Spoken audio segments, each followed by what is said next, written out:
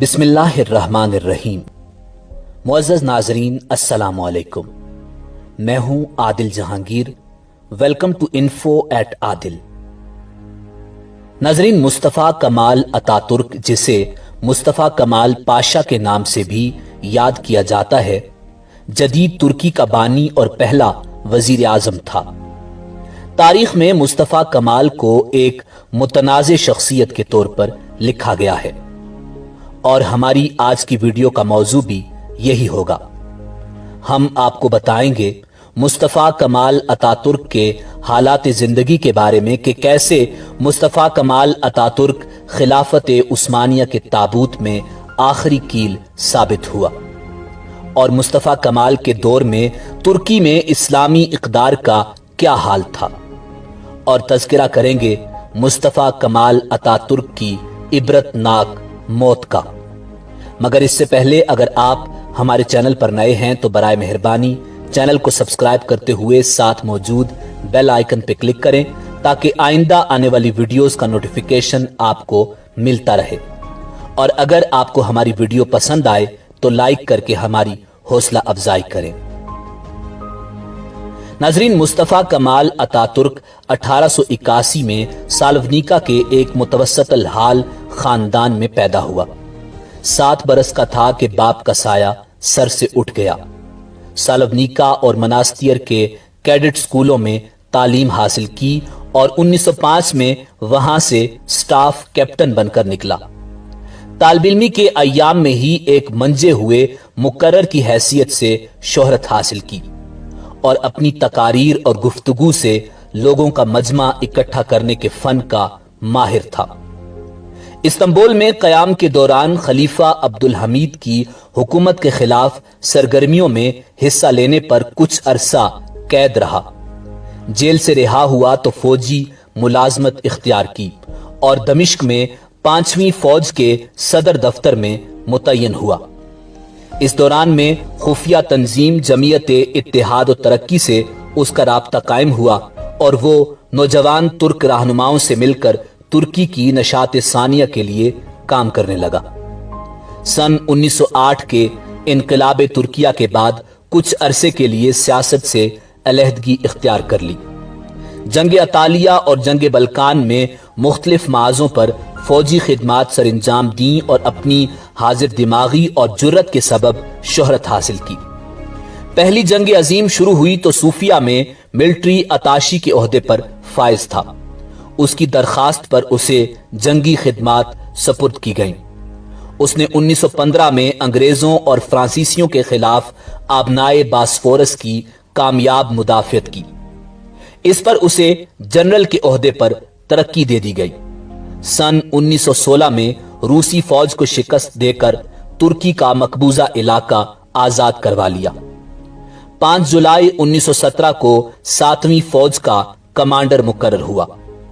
30 अक्टूबर 1918 को मुआहिदा अमन पर दस्तखत हो गए, जिसके बाद 7वीं फौज तोड़ दी गई और मुस्तफ़ा कमाल पाशा वापस इस्तांबुल बुला लिया गया। उस वक्त खलीफा वहीदुद्दीन सल्तनत उस्मानिया के तख्त नशी थे। मुल्क में तवायफल मलूकी फैली हुई थी। खलीफा वहीदुद्दीन को उसके अज़ाइम का इल्म न था। उन्होंने अतातुर्क को नवी फौज का इंस्पेक्टर जनरल मुकर्रर कर दिया, जिसका काम बाकी मादा फौज से हथियार वापस लेना था। मगर उसने इसके बरक्स तहरीक मुकावमत की तंजीम साजी शुरू कर दी। मुस्तफ़ा कमाल पाशा ने इस तहरीक के दूसरे रहनुमाओं से राब्ता कायम किया और मादरे वतन के तहफ़्फ़ुज़ के लिए सरगर्म अमल हो गया। नाज़रीन, इस दूसरी आलमी जंग के बाद सल्तनत उस्मानिया इंतहाई कमजोर पड़ चुकी थी और मुस्तफ़ा कमाल अतातुर्क ने यहूदियों, अमेरिका, रूस, बरतानिया और न्यूजीलैंड के साथ इत्तेहाद कर लिया और उन्होंने सल्तनत उस्मानिया के आखिरी सुल्तान पर दबाव डाला और उनकी फैमिली, उनके नौकरों और उनकी अफवाज समेत उन्हें तुर्की से निकाल दिया और आइंदा तुर्की वापस आने पर मुकम्मल पाबंदी लगा दी और इस तरह 3 बर्रे आज़मों पर फैली सल्तनत उस्मानिया टूट गई। सल्तनत टूटने से 40 नए ममालिक वजूद में आए और सल्तनत उस्मानिया का मरकज यानी अनातोलिया तुर्की के नाम से दुनिया के नक्शे पर उभरा और यूं खिलाफत उस्मानिया से धोखा और गद्दारी का मुर्तकिब मुस्तफा कमाल अतातुर्क जदीद तुर्की का बानी और पहला वजीर आजम बन गया और खिलाफत उस्मानिया की अजीम इस्लामी इक़दार का महवर यह खित्ता सेकुलर तुर्की बन गया। मुस्तफा कमाल के फाशिज्म ने तुर्की को बेराहरवी, बेदीनी और आवारगी का मरकज बना दिया था। मुस्तफा कमाल की मजहूलुल हाल शख्सियत को अतातुर्क का लक़ब दिया गया, जिसके पीछे उसके कुछ ऐसे कारनामे थे जो उसने सेहूनी ताकतों की ईमा पर सरंजाम दिए थे, जिनमें 3 मुआहदे जो 1923 में सल्तनत उस्मानिया के आखिरी सुल्तान से करवाए गए थे, जिनके तहत तुर्की पर 100 साल की पाबंदी लगा दी गई, जिसकी तफसील कुछ यूं है कि तुर्की से इस्लामी कवानीन और शायर का मुकम्मल खातिमा कर दिया गया। तुर्की के मादनी ज़खायर निकालने पर पाबंदी लगा दी गई जो कि तुर्की में कसीर तादाद में मौजूद थे और तुर्की ने अपनी समंदरी हुदूद से गुजरने वाले तिजारती बहरी जहाजों से 100 साल तक कोई टैक्स न लेने का ऐलान किया, जो कि करोड़ों डॉलर बनता था। इस मुआहदे को मुआहदा-ए लौज़ान कहा जाता है और इस मुआहदे के बाद पूरा उस्मानी खानदान तुर्की से मुल्क बदर कर दिया गया और उनकी शहरियत मनसूख कर दी गई। मुस्तफा कमाल अतातुर्क को इस्लाम से शदीद नफरत थी और उसने तुर्की की कमान संभालते ही तमाम दीनी इदारे और मसाजिद बंद कर दी। अरबी जबान पढ़ने और पढ़ाने पर पाबंदी आयद कर दी थी, हत्ता कि अरबी जबान में आजान देने पर भी पाबंदी आयद कर दी थी। औरतों के हिजाब पहनने की इजाजत न थी। तुर्की की फौज में 80 साल तक नमाज पढ़ने पर पाबंदी आयद रही, जो रजब तैयब एर्दोआन के दौर में खत्म हुई। नाजरीन, मुस्तफा कमाल अतातुर्क के दौरे हुकूमत में तुर्की में अरबी जबान की तालीम और तदरीस पर मुकम्मल पाबंदी आयद थी। सैकड़ों उलमा और फुक्काहा जिन्होंने इस नुक्ता नजर को मुस्तरद किया, उनको फांसी दे दी गई। तुर्कों को हज और उम्रा की अदायगी से रोका जाता था। मुस्तफा कमाल के दौर में इतना जबर था कि लोग छुप छुप कर नमाज अदा करते थे और उस दौर में अगर किसी शख्स की जेब से इस्लामी साल की जंतरी निकल आती तो उसे जेल हो जाती थी। खिलाफत उस्मानिया के दौर में शेख, खतीब, वाइज, आलिम, मुफ्ती, काजी ये 6 तालीमी डिग्रियां थीं। मुस्तफा कमाल ने ये सारी डिग्रियां खत्म कर दी। इस्तांबुल शहर की फतह की निशानी और तारीखी आया सूफिया को मस्जिद से म्यूजियम में तब्दील कर दिया, जो तकरीबन 86 साल बाद रजब तैयब एर्दोआन ने दोबारा मस्जिद बनाकर पूरी दुनिया में इस्लाम का परचम बुलंद किया। मुस्तफा कमाल अतातुर्क के दौर में इस्लामी तालीमात का ये आलम था कि मुसलमानों ने बज़ाहिर शराब खाना नजर आने वाली जगहों में दीन पढ़ाने के हलके जमाए रखे। रात 2 से सुबह 6 बजे तक वहां कुरान की क्लास लगती। ट्रेनों में केबिन बुक करवाते, एक स्टेशन से दूसरे तक का टिकट लेते, दरवाजा बंद करके उसमें पढ़ना और पढ़ाना जारी रखते। खेतों में कुरान की दरसगाहें जमती। दुनिया को एतदाल, नरमी और मोहब्बत का दर्स देने वाले इन सेकुलर्स के जबर से बचने के लिए तहखानों में कुरान मजीद फुरकान हमीद की क्लासें होती। शेख महमूद आफंदी वहां के बहुत बड़े और मशहूर नक्शबंदी शेख हैं। उन्होंने 18 साल तक लोगों को इस्लाम की दावत दी, मगर उन्हें एक नमाजी भी न मिला। मुस्तफा कमाल अतातुर्क ने तुर्की को मुकम्मल यूरोप की शक्ल दे दी थी। फहाशियो उरियानी आम थी और लोग सरेआम शराब नोशी करते थे। फहाशी के अड्डों और कोबा खानों को खोलने की मुकम्मल इजाजत थी।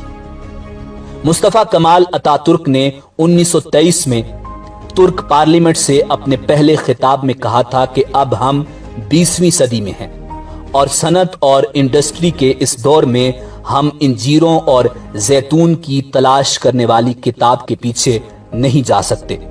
معاذ اللہ اس نے یہ الفاظ قرآن مجید فرقان حمید کے بارے میں کہے۔ یہ کوئی راز کی بات نہیں تھی کہ مصطفیٰ کمال ایک غیر مذہب آدمی تھا۔ ایک دفعہ اس بات سے سنسنی پھیل گئی کہ مصطفیٰ کمال نے شیخ الاسلام کے سر پر، جو اسلام کے بڑے عالم اور ایک قابل احترام بزرگ تھے، قرآن مجید پھینک کر مارا۔ اس کے نزدیک خدا کی کوئی ضرورت نہیں تھی، وہ صرف اس چیز پر یقین رکھتا تھا جو دیکھنے میں آ سکتی تھی۔ کبھی کبھی وہ آسمان کی طرف مکہ اٹھا کر اشارہ کرتا تھا۔ اس کا خیال تھا کہ زمانہ ماضی میں اسلام محض ایک تخریبی طاقت رہا اور اسلام نے ترکی کو بہت نقصان پہنچایا ہے۔ اس نے اس حقیقت کو نظر انداز کر دیا تھا کہ اسلام کی ہی عطا کی ہوئی وحدت نے وسیع عثمانی سلطنت کی تعمیر کی تھی۔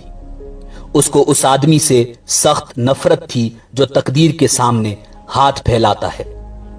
اس کا عقیدہ تھا کہ خدا کا کہیں وجود نہیں اور انسان ہی اپنی تقدیر بناتا ہے۔ اس کا مصمم ارادہ تھا کہ مذہب کو ممنوع قرار دے، خواہ اس کے لیے طاقت استعمال کرنی پڑے، خواہ دھوکہ اور فریب سے کام لینا پڑے۔ ناظرین، قدرت ہر منکر کو اس کے منطقی انجام تک ضرور پہنچاتی ہے اور اسے نشان عبرت ضرور بناتی ہے، چاہے وہ خدائی کا دعوے دار فرعون ہو یا پھر اسلامی اقدار کا تمسخر اڑانے والا مصطفیٰ کمال اتا ترک۔ ناظرین، اس سے پہلے کہ مصطفیٰ کمال اتا ترک جو روشن خیالی کا آئیڈیل تھا، اس کی عبرت ناک موت کی رودات سنائی جائے، اگر آپ نے ابھی تک ہمارا چینل سبسکرائب نہیں کیا تو برائے مہربانی ابھی سبسکرائب کر کے ہماری یوٹیوب فیملی کا حصہ بن جائیں۔ مصطفیٰ کمال اتا ترک اپنی زندگی کے آخری ایام میں جگر کی ایک عجیب بیماری میں مبتلا ہو گیا اور شدید خوف کا شکار تھا۔ بڑے بڑے ڈاکٹروں کو اپنے ارد گرد جمع کیا ہوا تھا۔ اس کو جگر کی شدید تکلیف تھی اور ہر وقت پیاس بھی لگتی تھی۔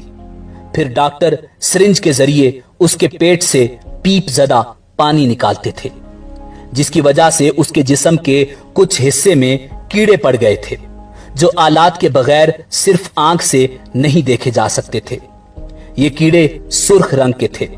ان کیڑوں کی وجہ سے اس کو خارش اور کھجلی کی بھی سخت تکلیف تھی، حتیٰ کہ عیادت کے لیے آنے والے سفراء اور غیر ملکی وفود کی موجودگی میں بھی کھجلی میں مشغول رہتا۔ کچھ ڈاکٹروں نے کہا، یہ خارش تو ایک خاص قسم کی سرخ چیونٹی سے لگتی ہے اور یہ چیونٹی تو صرف چائنا میں پائی جاتی ہے۔ مصطفیٰ کمال اتا ترک 2 سال اسی بیماری کی حالت میں رہا اور 11 نومبر 1938 کو ہلاک ہو گیا، اور اس کی موت کے بعد اس کی نماز جنازہ کے حوالے سے شدید اختلافات سامنے آئے۔ وزیر اعظم چاہتے تھے کہ اس کی نماز جنازہ نہ پڑھی جائے، جبکہ آرمی چیف کی رائے تھی کہ نماز جنازہ پڑھی جائے۔ پھر اس کی نماز جنازہ اوقاف کے ڈائریکٹر شرف الدین آفندی نے پڑھائی، جو خود اتا ترک سے بدتر اور خبیث آدمی تھا۔ ایک عجیب و غریب اور آخری کام جو اتا ترک نے مرنے سے پہلے کیا وہ یہ تھا کہ اس نے ترکی میں برطانیہ کے سفیر کو اپنا جانشین مقرر کیا اور اس کے حوالے سے وصیت بھی کی، یعنی وہ مرنے کے بعد بھی اپنے آقا برطانیہ کو راضی کرنا چاہتا تھا۔ مشہور مصری مصنف منصور عبد الحکیم نے اپنی ایک کتاب یہودی بت مصطفیٰ کمال اور تورانی بھیڑیا میں لکھا ہے کہ آخری دنوں میں اتا ترک پارک ہوٹل میں تھا۔ ہوٹل کے سامنے چھوٹی سی مسجد میں مؤذن نے آذان دی تو اتا ترک نے اپنے آس پاس موجود لوگوں سے کہا، کون کہتا ہے کہ ہم مشہور ہیں؟ ہماری کیا شہرت ہے؟ اس شخص کو دیکھو، اس نے کیسی شہرت پائی اور نام کمایا کہ اس کا نام ہر لمحے دنیا بھر کے میناروں سے گونجتا ہے۔ وہ یہ الفاظ امام الانبیاء جناب محمد الرسول اللہ صلی اللہ علیہ وسلم کے بارے میں کہہ رہا تھا۔ ناظرین، یہ تھا سب سے بڑے غدار کا انجام، یہ تھا وقت کے فرعون کا انجام۔ اسی امید کے ساتھ آپ سے اجازت چاہیں گے کہ آپ کو ہماری ویڈیو پسند آئی ہوگی. ملتے ہیں بہت جلد ایک نئی ویڈیو کے ساتھ. اللہ آپ کا حامی و ناصر ہو.